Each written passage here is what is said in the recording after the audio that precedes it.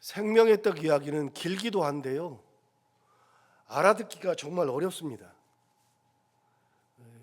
계속 말씀드리지만 문서로 보니까, 글로 보니까 연구해서 조금 알지, 이 현장에서 들었다면 알아듣기가 굉장히 어려울 겁니다.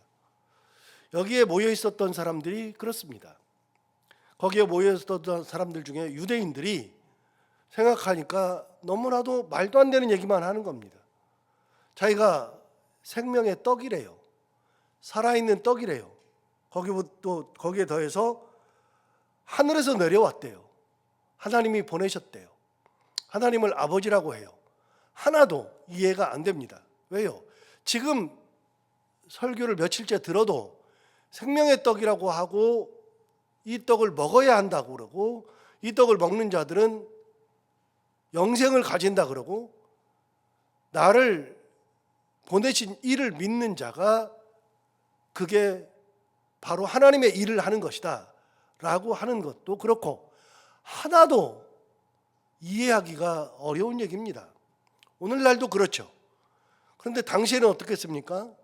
그런데 여기에 모여 있었던 사람들 중에 유대인들이 있단 말이죠. 유대인들이 가만히 생각해 보니까 이거는, 다른 거는 모르겠는데 이거는 진짜 말이 안 되는 거예요. 뭐가 말이 안 되느냐? 하늘에서 내려왔대요. 예수님께서 나는 하늘에서 내려왔대요. 그런데 분명히 자기들이 알기에, 우리가 예수님의 부모를 아는데 부모한테 태어났지 지가 어떻게 하늘에서 내려와? 이것 때문에 굉장히 괴로운 거예요. 그래서 수근거리는 거예요. 여러분 41절 다시 한번 보세요. 41절.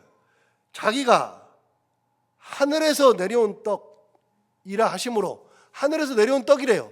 하심으로 유대인들이 예수에 대하여 수군거려 이르되 이는 요셉의 아들이 아니냐.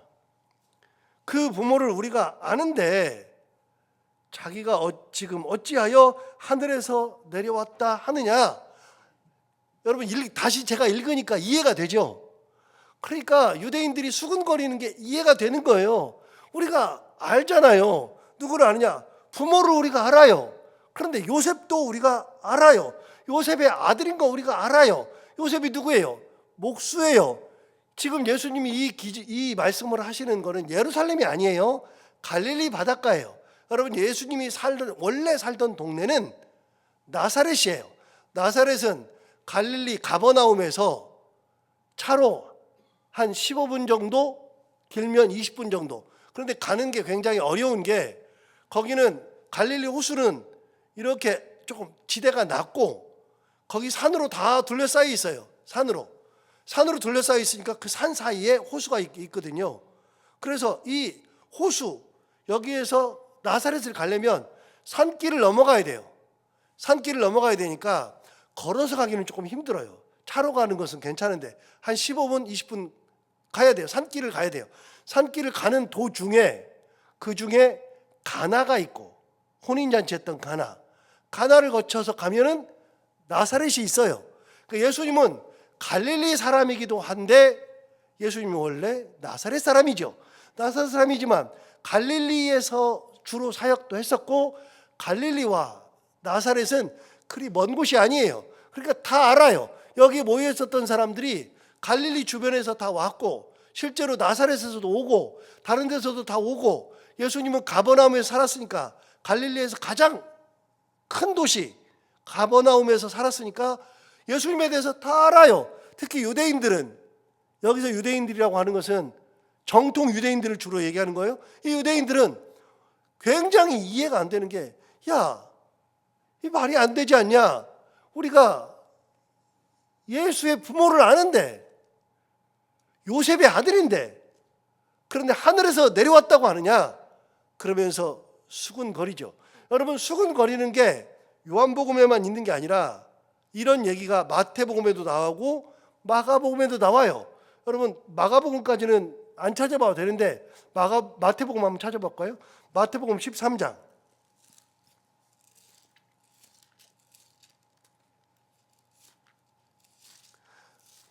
마태복음 13장은 유명한 장입니다.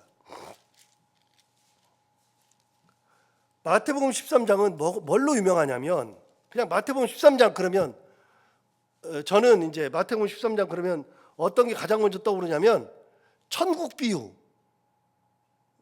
떠오릅니다. 천국 비유가 떠오르는데 천국 비유 7가지가 마태복음에 집중적으로 기록되어 있습니다. 그래서 마태복음은 기본적으로 마태 성향이 모아놓는 걸 좋아한다 그랬잖아요. 싹 다 모아놔요. 마태복음 13장 천국 비유 다 모아놨어요. 마태복음 25장, 26장 종말, 재림 이런 거에 대해서 다 모아놨어요. 마태복음 5장, 6장, 7장 다 모아놨어요. 산상보훈. 그래서 산상보훈이나 산상수훈이라 하는데 산상은 산 위에서 하셨던 보배로운 말씀 혹은 빼어난 말씀. 그래서 산상보훈, 산상수훈 그러는데 마태복음 5장, 6장, 7장은 그 말씀을 모아놨어요. 왜 그걸 모아놨다 그러느냐? 어떻게 아냐? 마태복음 5장에 나오는 말씀, 그런 말씀들이 다른 복음서에는 여기 나오고 저기 나오고 저기 나오고 다 흩어져 나와요.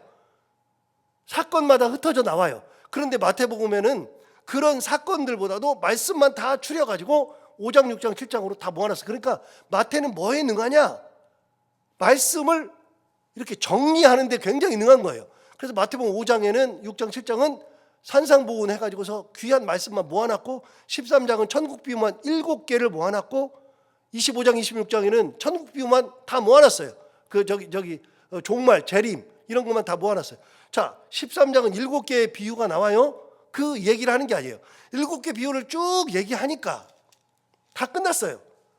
다 끝나가지고 하니까 53절에 가서 보시면 7비유가 다 끝났죠. 자, 53절 보세요.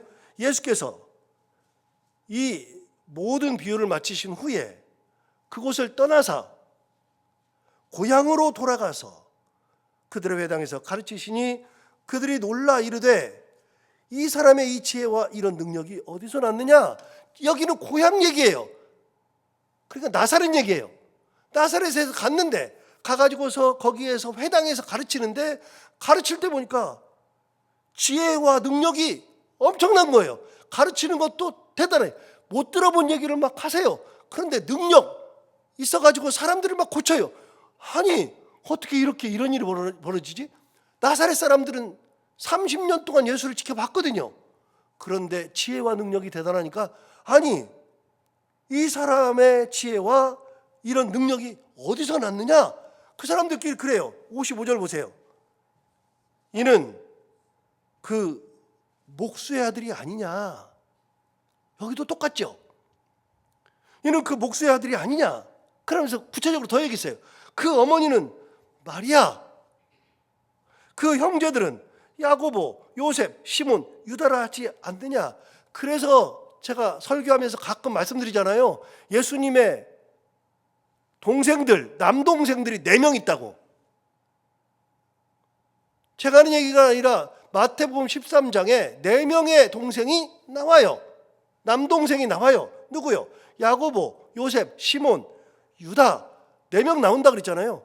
그래서 이 야고보, 요셉, 시몬, 유다 이 4 중에 야고보 첫째 동생과 마지막 막내 동생인 유다 이 사람들은요 굉장히 유명해요.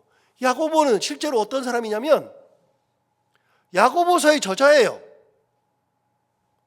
유다는요 유다서의 저자예요. 그 사도들이 야고보서, 유다서를 쓴 게 아니에요. 야고보서의 저자는 예수님의 동생, 첫 번째 동생. 또 유다서는 막내 동생이 쓴 것이 유다서예요. 그래서 우리가 서신서 중에 뒤쪽에 나오는 야고보서, 유다서는요 그거는 예수님의 동생들이 쓴 거예요. 더군다나 이 야고보는 얼마나 유명하냐면요 실제로 사도행전에서 이 사도행전에 사도들이 다 흩어져서 말씀을 전하고 막 그래요. 그런데 그 사도 시대에 각 지역마다 최고의 수장들이 있는데 그 수장들, 교회의 담당자들이 다 있는데 담임 목회자들이 다 있는데 대표적으로요 안디옥 교회의 교회 목회자는 바나바예요. 우리 다 알아요. 바나바예요. 그리고 사도 바울은 막 돌아다녔어요. 사도 바울이 돌아다니면서 목회자를 보냈어요. 얼마 전에 제가 주일 오후 찬양 예배 때 디모데를 설명하면서 설명드린 적이 있어요. 디모데는 어디서 목회했느냐? 에베소에서 목회했어요. 디도는 그레데라는 곳에서 목회했어요. 각 지역마다 목회자들이 다 있어요. 사도들도 다 흩어져서 목회했어요. 그런데 예루살렘 교회의 목회자는 누구였느냐? 최고 수장이 누구였느냐? 예루살렘 교회의 최고 수장은 사도들 중에서 나올 것 같죠? 아니요. 예루살렘 교회의 수장은요, 야고보예요. 예수님의 첫째 동생이에요. 그래서 이 야고보가 사도행전 24장에 나오고 26장에 나오고 다 나와요. 이게 예수님의 첫째 동생이라고요. 나중에 예수님 돌아가신 다음에 이 동생들이 처음에는 예수님을 막 밀어내요. 도대체 누구냐? 왜 그러냐? 막 그러면서 막 정신병자 취급하다가 예수님 돌아가신 다음에 예수님의 동생들이 다 예수님을 전파하는 전도자로 다 바뀌었어요. 그래서 나사렛에 있는 사람들이 예수님 회당에서 가르치는 걸 보고서 야, 이 지혜가 어디서 났지? 능력이 어디서 났지? 우리가 다 아는데 이 사람 목수 아들 아니냐? 이 사람의 어머니 이름은 마리아잖아. 다 알아요. 이 사람의 동생들은 야고보, 요셉, 시몬, 유다, 내 남동생이 있지 않느냐? 사람들이 다 얘기했어요. 그런데 이런 지혜와 능력이 어디서 나지? 좀 더 나가서 이 56절 보세요. 56절에 이렇게 말했어요. 그 누이들은 다 우리와 함께 있지 아니하냐? 그런즉 이 사람의 이 모든 것이 어디서 났느냐? 그러니까 여기는 56절에 보면은요, 이 그 누이들은 우리와 함께 있지 않냐? 여러분, 누이들은 몇 명인지 몰라요. 예수님의 누이 동생들의 이름은 몰라요. 그러나 누이들도 있어요. 최소 2명 이상이 있어요. 남동생 4명의 이름은 우리가 알아요. 그러나 누이 동생들은 이름을 몰라요. 다만 그 누이들은 우리와 함께 있지 않느냐? 우리가 이 사람의 아버지도 알고 엄마도 알고 그 다음에 남동생 4명도 다 알고 누이들도 다 아는데 우리랑 다 함께 있는데 도대체 이 사람의 이 모든 것, 즉 지혜와 능력이 어디서 났느냐? 예수님의 고향인 나사렛에서도 이런 일이 있었어요. 그러면서 이 사람들이 어떻게 했느냐? 57절 보세요. 재밌는 장면이 나옵니다. 57절. 예수를 뭐 했어요? 배척한지라. 야, 이게 뭐야 이게? 그래서 예수를 배척했어요. 배척하니라. 예수께서 그들에게 말씀하시되, 예수를 배척하니까 말씀하셨어요. 뭐라고 하셨느냐? 선지자가 자기 고향과 자기 집 외에서는 존경을 받지 않음이 없느니라 하시고 그들이 믿지 않음으로 말미암아 거기서 많은 능력을 행하지 아니하시니라, 이렇게 말씀하시면서 고향을 떠나세요. 즉 우리가 흔히 말하는 거 있잖아요. 선지자는 고향에서 대접을 받지 못한다. 여기서 나온 얘기예요. 여기서 자기 고향에서는 대접을 못 받아요. 왜요? 다 알잖아요. 야, 너 30살까지 뭐 했는지 우리가 알잖아. 얘 30살까지는 아무것도 아니었어. 아버지 따라서 목수하고 있었고 그냥 아무것도 아니었어. 그런데 어느 날 갑자기 30살 넘어가면서 갈릴리로 가더니 사람들이 막 구름대처럼 몰리더니 지혜로 얘기하고 능력으로 막 하고서 사람들 막 살리고 별짓을 다 해. 야, 이게 뭐야? 그러면서 무시하죠. 얘 제 코 흘리게였을 때 그러면서 무시하죠. 쟤 저럴 때 그랬죠. 다 그러면서 얘기해. 쟤네 엄마 저런 사람이야. 쟤네 아빠 그래 동생 그러면서 고향에서는 대접을 못 받는다. 예수님 말씀하시죠. 그런데 이 본문이 마가복음에 또 나와요. 찾아보지 않는다 그랬잖아요. 안 찾아요. 안 찾는데 마가복음에서 이야기할 때는 어떻게 했느냐? 이 사람들이 그걸 보고 나서 예수님을 쫓아내요. 동네에서 쫓아내요.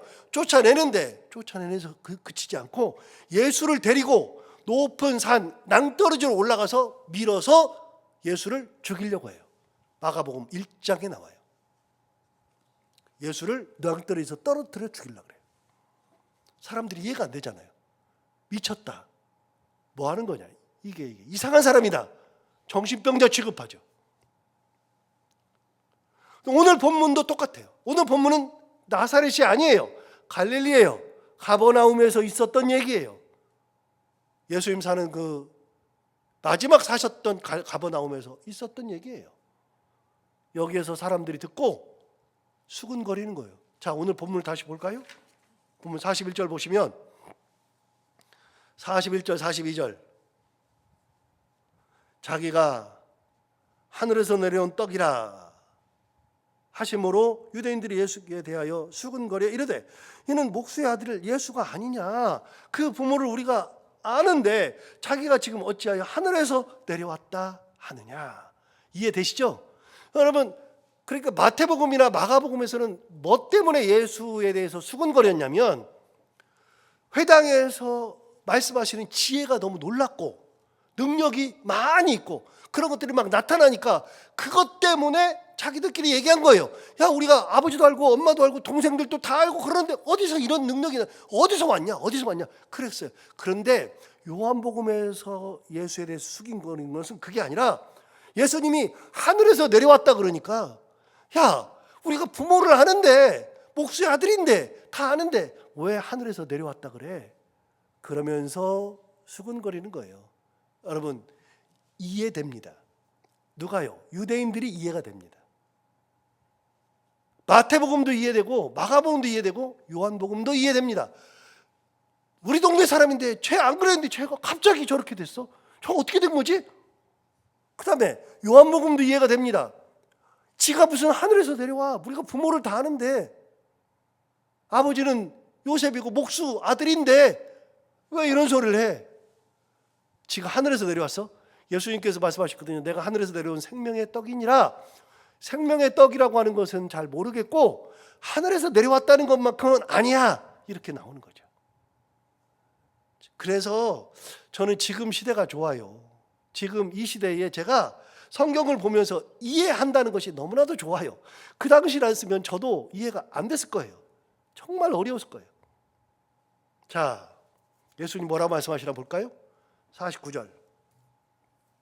43절 예수께서 대답하여 이르시되 너희는 서로 수군거리지 말라. 예수님 다 아셔요. 수군거리지 말래요. 44절 나를 보내신 아버지께서 이끌지 아니하시면 아무도 내게 올 수 없으니 오는 그를 내가 마지막 날에 다시 살리리라. 이것도 이해가 안 되는 얘기예요. 무슨 말이에요? 이게 무슨 말이냐면 나를 보내신 아버지께서 이끌지 않으면 하나님이 나를 보냈잖아요. 나를 보냈어요. 하나님이 나를 보내셨는데 그런데 하나님께서 나를 보내셨는데 그 하나님께서 누구든지 이끌지 않으면 내게로 올 수 없대요. 너희들 중에서 누구든지 하나님께서 이끌어야만 내게 온다는 거예요. 즉 예수님을 알아볼 수 있는 사람은 누가 예수님 앞에 오는 거냐? 하나님께서 이끄시는 사람이 오는 거예요. 그가 생명의 떡을 먹는 거예요. 즉 지금의 신앙으로 보면 여러분 예수 그리스도를 받아들이고 신앙을 가지고 하나님을 믿고 구원의 자리에 갈 수 있는 사람은 하나님의 은혜를 입은 사람만 가능한 거예요. 놀랍게도 말씀을 들어도 똑같이 말씀을 들어도 믿음이 없는 사람들이 있어요. 믿음을 버리는 사람들도 있어요. 나중에는 뭐라고 얘기했느냐? 예수님 말씀하신 적 있어요. 하늘의 은사를 맛보고도 그리고도 하나님을 떠난 사람들, 그런 사람들도 있대요. 은사를 맛보기도 했었는데 하나님을 떠나기도 한대요. 주님 말씀이에요. 여러분, 그러니까 믿음을 가진 거는 누구만 가능하냐? 하나님의 은혜를 입은 사람들만 가능한 거예요. 말씀을 들어도 깨닫는 은혜는 하나님의 은혜가 있기 때문에 가능한 거예요. 그래서 지금 설교를 듣고 그러네 그러면서 감동하고 또 설교 들으면서 이해되고 믿음을 가지고 있는 분들은 전부 다 하나님의 은혜로 하나님께서 이끌어서 예수께 온 분들만 가능한 거예요. 근데 이런 사람들 있잖아요. 열심히 신앙생활하다가 잠시 떠났어요. 아니면 열심히는 아닌데 교회를 좀 나오다가 떠났어요. 떠났는데 이 사람들을 갈등하는 사람들이 있어요. 그래 갈등을 해가지고 교회를 나가야 될까 말아야 될까 그럴 때가 있어요. 그런데 어느 날 내가 친한 사람인데 그 사람하고 같이 연락을 해도 그 사람이 연락을 잘 안 받더니 어느 날 나를 만나가지고서 그 사람하고 얘기를 했는데 그 사람이 나를 보자마자 내가 신앙을 가져야 되겠다. 그러고서 교회를 나오겠다, 신앙 갖겠다 하는 사람들도 있어요. 그런 사람들의 그 변화도 내가 주는 게 아니라 하나님이 주시는 거예요. 하나님이 은혜 주셔서 주는 거예요. 그래서 전도할 때는 간단한 거예요. 전도는 이렇게 하는 거예요. 전도는 내가 하는 게 아니라 하나님이 하시는 거예요. 그러니까 나는 전도하는 거예요. 그 전도로 인해서 그 사람들이 오는 거, 안 오는 거, 이건 내가 결정하는 것이 아니라 하나님께서 이끄시는 자들이 전도가 되는 거예요. 뒤집어 생각하면, 내가 전도한다고 생각하면 어떤 일이 벌어지냐면요, 그 사람이 안 와요. 전도했는데 나를 피해요. 그러면 어떻게 되느냐? 내가 전도한다고 하는 사람들은요, 좌절해요. 실망해요. 아, 나를 왜 피해? 내가 그렇게 그러나? 좌절해요. 나는 전도해도 안 되네? 좌절해요. 그런데요, 하나님이 하신다고 믿는 사람은요, 좌절할 게 없어요. 왜요? 나는 하나님의 말씀을 전하는 것 뿐이니까.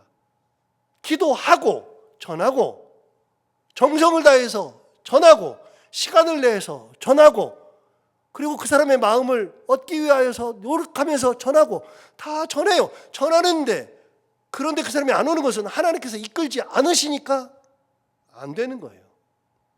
그러면 그 사람이 내가 전도했는데 왔어요. 내가 전도를 잘하는 게 아니라 하나님께서 내게 주신 사명을 내가 감당했더니 하나님께서 그 사람이 때가 되었거나 그 사람이 그런 사람이거나 하나님께서 이끌어 주시는 거예요. 전도의 개념은 내가 하는 게 아니라 하나님이 하시는 거예요. 하나님이. 예수님 말씀하시잖아요. 나를 보내시니까 이끌지 아니하면 내게로 올 수 없느니라. 여러분, 예수님도 말씀하셨어요. 내가 너를 오라고 한 게 아니야. 내가 너를 오라고 못해. 내가 너를 어떻게 오라 그래? 너 와서 날 믿어. 내가 뭘 해? 그게 아니야. 나한테 오는 사람은 아버지께서 이끄시는 자들이 내게 오느니라. 그러니까 우리도 예수님 앞에 사람을 이끌고 가는 게 아니라 나는 이끌고 가기 위해서 하나님 앞에 기도하고 열심히 노력하고 그렇게 하면서 하나님의 앞에 이끌려고 노력할 때 하나님께서 역사하셔서 하나님께서 이끌고 오셔야 하나님 앞으로 오는 거예요. 자, 전도는 하나님이 하시는 거다. 하나님께서 감동을 주시는 거다. 자, 여기서 그럼 한 걸음 더 나갈까요? 여러분, 목사가 설교를 해요. 제가 설교를 하는데 제가 설교를 잘하기 때문에 은혜를 받는다? 말도 안 되는 소리예요. 은혜는 누가 주시는 거다? 하나님이 주시는 것이다. 저는 도구가 돼서 하나님 말씀을 받아서 전하는 것 뿐이에요. 저는 도구예요. 그런데 같은 도구라도 3,000원짜리 도구가 있고 3만 원짜리 도구가 있고 30만 원짜리 도구가 있는데 얼마짜리냐? 그거는 제 능력이지만 아무리 도구가 좋아도 그러나 말씀을 전하시는 분은 하나님이시고 성령의 은혜로 감동이 가는 거지. 말 잘해서 감동 가요? 말도 안 되는 소리예요. 아니에요. 사람은 어떤 것에서도 자기가 할 수 있는 게 없어요. 하나님이 은혜 주셔야만 감당하는 것이고 그런 거지. 주님 말씀하시네요. 야, 니네들이 왜 수근거려? 못 믿겠지?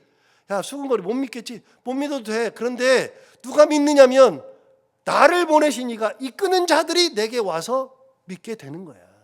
그런데 내게 오면 너희들이 생명의 떡을 먹을 수 있는 것이다. 영생할 수 있는 것이다. 이렇게 말씀하시는 거예요. 자, 47절 보세요. 진실로 진실로 너희에게 이르노니 믿는 자는 영생을 가졌나니.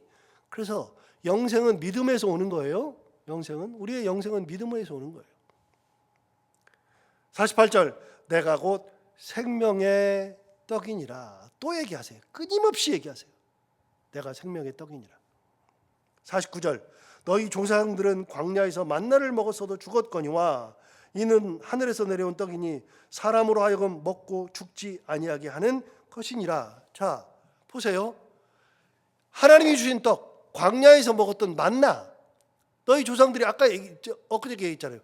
사람들이 떡 얘기를 하니까 우리 조상들은 광야에서 만나를 이미 먹었습니다. 생명의 떡을 먹었었습니다. 하나님 주신 걸 먹었습니다. 그랬는데 예수님 말씀하시잖아요. 하나님이 주셨어도 그거는 그냥 떡이니까 먹고 죽은 것이지. 다 죽었다. 너희 조상들은 광야에서 만나를 먹었어도 죽었거니와. 그래서 다 죽었어요. 그러나 나는 내가 생명의 떡이니 나를 먹는 자는 죽지 않고 영생한다. 주님을 먹는 거다. 주님이 내 안에 들어오셔야 되는 것이다. 이런 말씀하시는 거예요. 51절, 나는 하늘에서 내려온 살아있는 떡이니. 또 얘기하세요. 아까 하늘에서 내려왔다니까 이 말도 안 돼, 아버지가 있는데 뭐 그러면서 얘기했는데 또 말씀하세요. 나는 하늘에서 내려온 살아있는 떡이니 사람이 이 떡을 먹으면 영생하리라. 내가 줄 떡은 곧 세상의 생명을 위한 내 살이니라. 그래서 여러분, 이 살을 죽기 전에 주신 거예요. 우리가 성찬하는 것은 그냥 하는 게 아니에요. 성찬하는 것은 피를 주신 거예요. 살과 피를 주신 거예요. 생명의 떡이에요. 얘기하시잖아요. 내 살은 생명의 떡이다. 생명을 위한 내 살이 생명의 떡이다 말씀하시죠. 이해 안 되지만 중요한 걸 말씀하세요. 이해 안 되지, 수근거리지. 그런데 누가 믿음으로 받아들이느냐? 믿음으로 받아들이는 사람은 하나님께서 이끄는 자만이 믿음으로 받아들이고 믿음을 갖게 되고 그 사람이 영생을 가지게 되고 생명의 떡을 먹게 되는 것이다. 오늘 말씀하시는 것처럼 우리가 이 땅을 살아가면서 내가 하는 것이 아니라 하나님이 하시는 것이다. 나를 인도하시는 하나님, 은혜 가운데 감당하는 것이다 생각하면서 은혜에 감사하며 살아갈 수 있는, 또 믿음이 있는 것을 감사하며 살아갈 수 있는 저희 모두가 다 되기를 바랍니다. 기도하겠습니다. 하나님 아버지, 감사합니다. 오늘도 귀한 말씀 우리를 깨우주셔서 감사합니다. 이 말씀 듣고 유대인들이 수군거리는 것이 진짜 이해가 되긴 하는데, 그런데 2000년이 지난 지금 다시 말씀을 곰곰이 기도하면서 묵상하고 생각해 보니 예수님이 하셨던 말씀을 그들이 이해는 못해도 지금 생각하니까 다 이해가 됩니다. 주님은 정말 생명의 떡이요, 주님이 이 땅에 오신 것은 우리에게 영생을 주시기 위한 하나님의 보내심이요, 주님의 말씀을 듣고 믿음을 가질 수 있다는 것은 하나님께서 이끄신 자만이 가능하다는 것. 하나님 아버지, 그런 믿음 주셔서 감사하고 우리를 믿음으로 이끌어 주신 하나님의 은혜에 감사하고 우리를 예수 그리스도를 믿고 하나님 앞에 감사하는 존재로 살게 하신 것이 너무나도 감사할 뿐입니다. 하나님 아버지, 우리가 이 땅을 살아갈 때 내 힘으로가 아니라 하나님의 능력으로, 하나님의 은혜로 된다는 것을 다시 한번 생각하며 끝까지 하나님 붙들고 하나님 은혜 가운데 살아가는 저희들이 다 되게 하여 주옵소서. 하나님 아버지, 오늘도 하루를 살아갈 때 이 말씀이 우리 가운데 힘이 되기를 원하며, 이 새벽에, 오늘은 굉장히 추운 날인데 이 새벽에 역시 추위를 뚫고 나온 사랑하는 성도들, 말씀 듣고 기도하기 위해서 나온, 하나님 앞에 나온 사랑하는 모든 성도들, 그 마음과 열정을 꼭 기억하여 주옵시고 기도하는 가운데 하나님 함께 하셔서 어떤 기도를 하든지 하나님 다 들어 응답해 주시기 원하며, 오늘도 하루를 살아가는 동안에 해야 되는 것들이 있다면 그거 기쁨으로 웃으면서 잘 감당하게 하시고, 만나는 사람들이 누구든지 웃고 행복한 하루가 되게 하여 주옵소서. 특별히 오늘 정말 많이 추운 날인데 오늘 하루 동안 사랑하는 모든 성도들 다 지키시고 하나님 은혜 가운데 보호하시는 귀한 하루 되게 하여 주옵소서. 감사함의 예수님 이름으로 기도하옵나이다.